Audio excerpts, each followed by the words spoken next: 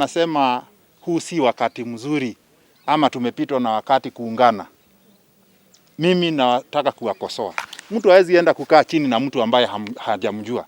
Hata wakati unatongoza msichana ama unataka kuwa na mwanamke, kwanza mkae na yeye kidogo, umjue, ujue ni wa tabia mzuri kabla umwambie mkae. Kwa hivyo pia viongozi wale wamezunguka na viongozi wengine kama sisi tumeona wale ambao wanaonelea kwamba huyu naibu wa rais anaweza kuwa rais mzuri wa Kenya, kwa sababu kila mtu ako na maoni yake na uhuru wake wa kufikiria vile anataka. Ni vizuri pia tukae na yeye tumuulize, ukichukua uongozi, wakulima wetu wa kahawa watanufaika namna gani? Wakulima wetu wa majani chai watanufaika namna gani?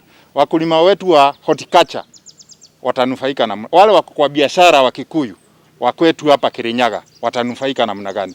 Kwa hivyo hata tulisema hakuna kuchukua ati kiongozi mmoja aende akaongee kwa niaba yetu.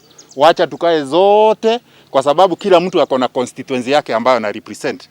Ndio nikitetea mambo ya kahawa, kuna mtu ametoka mahali kuna limwa ukulima mwingine wa pyrethrum ama pareto, kuna mwingine ametoka kwa pamba, kuna mwingine ametoka kwa miraa. Kwa hivyo mimi nikiwa pale natetea watu wangu, ndio wakati uongozi utachukuliwa na viongozi wengine ambao tunanuia kuunga mkono waweze kutufikiria. Vyeo na uongozi na viti zitakuja baadaye, tukiwa tumejua maslahi yetu